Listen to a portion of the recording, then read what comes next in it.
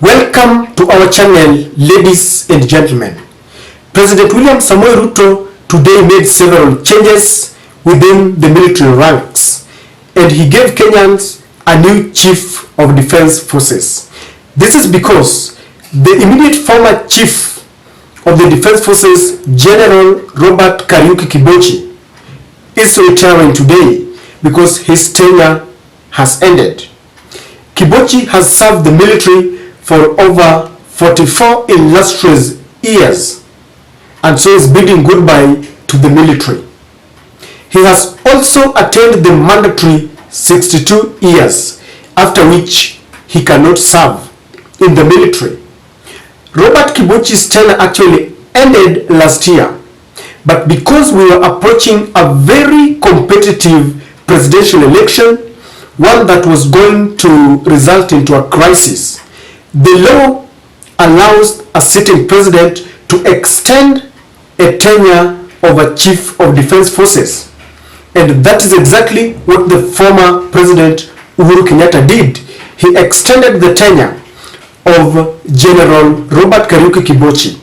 And so that tenure ends today. It cannot be extended. President Ruto promoted the former Lieutenant General to the rank of a general and appointed him the Chief of Defense Forces. This appointment of General Francis Ogolla has really come as a shock to many. Ever since Ruto and Gachagua ascended to power, there has been a lot of undertones and tensions and anxiety and a lot of speculations as to whom they were going to appoint to occupy or to replace the outgoing Chief of Defense Forces, Robert Kibochi. Why is it coming as a shock, the appointment of General Francis Ogolla? Number one, Francis Ogolla has been embroiled. His name has been dragged into the murky and dirty waters of politics between the Kenya Kwanza and the Azimio team. In August, in the presidential case in the Supreme Court, when Raila Odinga said that his vote was rigged at Bomas, the Kenya Kwanza came up with a very ridiculous defense that there was a team headed by General Francis Ogolla, the team that went to Bomas ostensibly to force Chebukati to announce Raila Odinga as the president. And they said that this team wanted to subvert the will of the people and to deny William Samoei Ruto a chance to become the 5th president of Kenya. In their defense, because the Attorney General, the former Attorney General, was also in this team, they defended themselves saying that this was the Security Advisory Board that had the mandate to look into the issues of security. And they said that the live televised results that was streaming in Bomas had ended abruptly, and this was causing tension within the country. And so they just went to compare notes with Chebukati to find out what was happening. But Chebukati has maintained that, led by Francis Ogolla, they went to subvert the will of the people. And this goes without saying that if the allegations had to be true, or if the allegations were true, then General Francis Ogolla was not fit to replace Kibochi. And so many people had thought that William Ruto was not going to appoint Francis Ogolla. Listen to what Oscar Sudi said about Francis Ogolla, and you will know just how tensed the situation was. Alipata hii, Raila Odinga alipata hii, sijui nani alipata gani. You're not IBC. Wewe sio team ya IBC, wewe sio anything. Wewe ulikuwa unasimama mjumbe kama mimi. Ujiulize kwanza ulishindwa vipi? Na kama hujui ulishindwa vipi, tell your family to please wakusaidie kiakili. Acha kuhangaika sijui president sijui, hiyo ni maneno mengine mbali na maneno ilikwisha. Number 2. Mtu anaitwa Ogolla. Nashangaa vile tunaheshimu jeshi yetu, wanakuanga na heshima kubwa sana Kenya na discipline. Hawapendangi indiscipline katika jeshi. Sijui mbona Ogolla baada ya kazi mpaka leo. Na tuko na watu wengi tutasema kila siku. Hata kuna huyo mwingine wa AP alikuwa anajifanya yeye ndiye anasimamia hapo maneno ya usalama hapo Bomas. Na tuko na watu wengi tutasema kila siku. Hata kuna huyo mwingine wa AP alikuwa anajifanya yeye ndiye anasimamia hapo maneno ya usalama hapo Bomas. Na ndiye alikuwa kateli mkubwa, mkora mkubwa, alikuwa anataka kuleta kumwaga damu hii Kenya. Tutawaambia every day. Lakini kitu tunataka tuambie wa Kenya, msikubali na tutawahi mwaga damu kwa sababu hao wajinga. Ukishindwa kura kwenda nyumbani. Wacha kwenda kuungana pale kusema unajua tukifanya hivi itafanyika hivi, tukipanga hii itafanyika ile. Mungu ni mzuri sana. 2007 tuliona maneno ya haifai. Juzi walikuwa wamepanga sana. Sijawahi kuona kwanza president mwenye anakuwa current president alafu akaenda opposition. Hii ni maajabu. But anyway, Ogolla hawapendangi indiscipline katika jeshi. Sijui mbona Ogolla baada ya kazi mpaka leo. Na tuko na watu wengi tutasema kila siku. Hata kuna huyo mwingine wa AP alikuwa anajifanya yeye ndiye anasimamia hapo maneno ya usalama hapo Bomas. Na ndiye alikuwa kateli mkubwa, mkora mkubwa, alikuwa anataka kuleta kumwaga damu hii Kenya. Tutawaambia every day. Lakini kitu tunataka tuambie wa Kenya, msikubali na tutawahi mwaga damu kwa sababu hao wajinga. Ukishindwa kura kwenda nyumbani. Wacha kwenda kuungana pale kusema unajua tukifanya hivi itafanyika hivi, tukipanga hii itafanyika ile. Mungu ni mzuri sana. 2007 tuliona maneno ya haifai. Juzi walikuwa wamepanga sana. Sijawahi kuona kwanza president mwenye anakuwa current president alafu akaenda opposition. Hii ni maajabu. But anyway, Ogolla na Kioni, hii Kenya ni ya Wakenya milioni 50. Wacha kuhangaika, relax, mwende nyumbani. Na nyinyi jeshi mtuambie kwenye wanasimamia jeshi, huyu Ogolla baada ya kazi kwa nini? Yaani alitembea na mguu yake mwenyewe akaenda Bomas. Akaenda akaongea, aliongea. Akajaribu kufanya alikuwa anajaribu kufanya. Lakini Mungu anapenda Kenya sana, that's why alikataa na akasema lazima tutoe wa Kenya kwa minyororo ya wakora.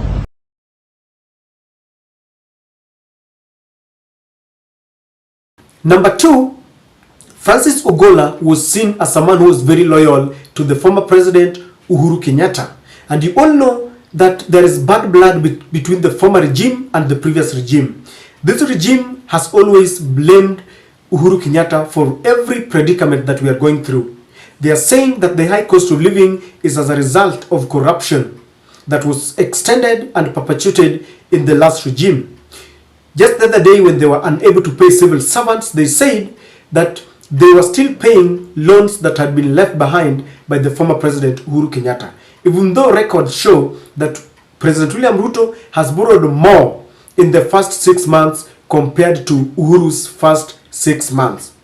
So, in light of the fact that these two administrations are not reading from the same page, and considering the fact that Uhuru Kenyatta, who had promised to support his deputy, rejected him at the last minute and recommended that Raila Amolo Odinga becomes the president and even openly campaigned for him, many experts and the Kenya Kwanza team felt that if he appointed the General Francis Ogolla, then maybe he was not going to be loyal. But from where I sit, our disciplined forces are guided by the Constitution and they salute whoever is in power, and I believe that the appointment of General Francis Ogolla is in order and is going to serve the military and maintain order and sanity that has been there. But this is one of the reasons why they thought that Ruto would not appoint him. Remember that when Uhuru Kenyatta was preparing and paving the way for Raila Amolo Odinga, he did several changes. And one of them was to promote the General Francis Ogolla. Francis Ogolla was actually the Air Force commander. But Uhuru Kenyatta promoted him to the rank of the Lieutenant General and appointed him the Vice Chief of Defense Forces. Because Uhuru knew very well that changes within the military rank is guided by what is known as Tonje rule. By now, most of you are aware of the Tonje rules because Tonje had recommended that the position of the Chief of Defense Forces must rotate within the military. Kenya Air Force, Kenya Navy, and the Kenya Army. Uhuru knew very well that it was the turn of the Kenya Air Force to produce Chief of Defense Forces. And that is why he intentionally and strategically promoted General Francis Ogolla and appointed him as the Vice Chief of Staff, knowing very well that General Kibochi's tenure was to end sooner than later. And he knew very well that automatically General Francis Ogolla was going to replace him. Another thing that has come out very clear, ladies and gentlemen, is that there has been a lot of politics concerning the appointment and promotions within the military. But these changes are recommended by what we call the Military Council. Military Council is a very neutral team and they don't play politics. They only sit twice in a year. That tells you that when they sit, they must talk about serious issues because they don't sit quite often. So this team is tasked with the responsibility of recommending names of persons who are to be appointed into different positions, including the Chief of General Staff. So they recommended the name of Vice Chief of Defense Forces, Francis Ogolla, who was actually promoted according to their recommendation. Many had argued that the Tonje rule is not entrenched in the law and therefore any president can come and set a different precedence. And they said that maybe William Ruto would defy these recommendations and decide to pick another person. So people were really waiting with bated breath. But it was also argued that all the predecessors of William Ruto, be it former President Moi, Kibaki, Uhuru Kenyatta, all of them obeyed what the Military Council had recommended. Because the military is a very special part of the government. If you disagree with them, it is very precarious because they sit at the center of your protection.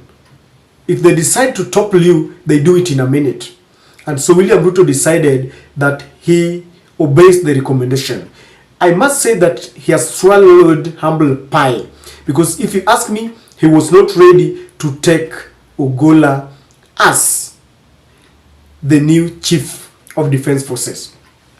The other thing that came to play is the fact that Rigathi Gachagua had actually said that the Kenya Kwanza team or the Kenya Kwanza government is a company and only those who voted for them have got a share in their government.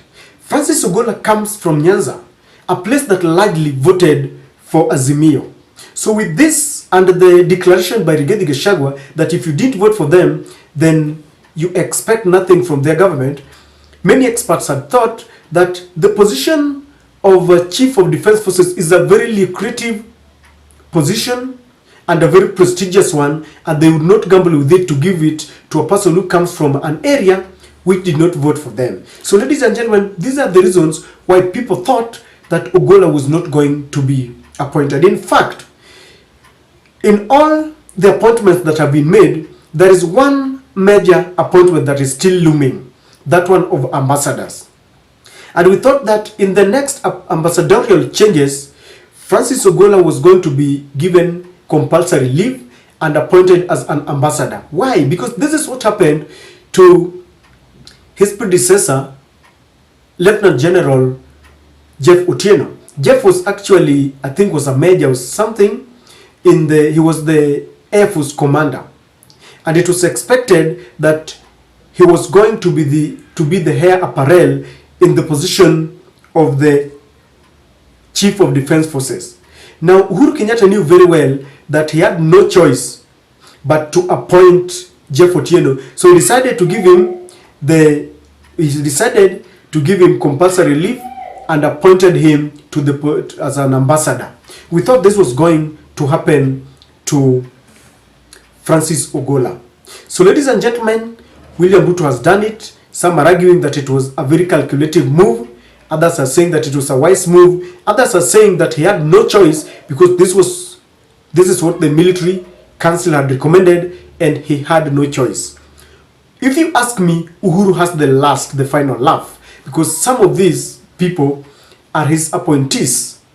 And I told you, for those who have followed this channel, that if there is something that William Ruto will have to contend with, is the network that Uhuru left for the 10 years that he worked as the commander-in-chief of all the armed forces. Most promotions, most appointments were done during his tenure. And so for only 8 months that William Ruto has been in power, he cannot break that chain. He will have to get time to create his men and women. On our part, we congratulate him on his new appointment. And may God bless Kenya.